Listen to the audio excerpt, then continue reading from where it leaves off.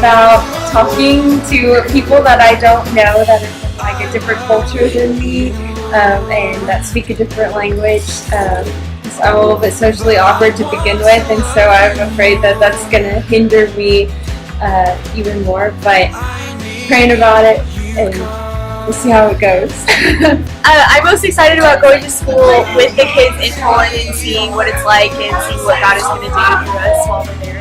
Awesome, sweet. So right now, I am most excited about the fact that we get to spend our first day in Poland going to church and worshiping and starting our trip off on an amazing note. Come on! All that I do now is try and close without you. A desert soul. I am broken, but running towards you, God. You make me whole.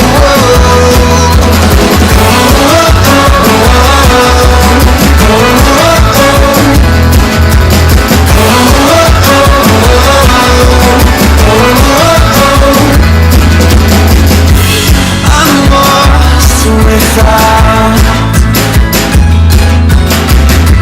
your creative spark in me. Oh, recreate me. I'm dead inside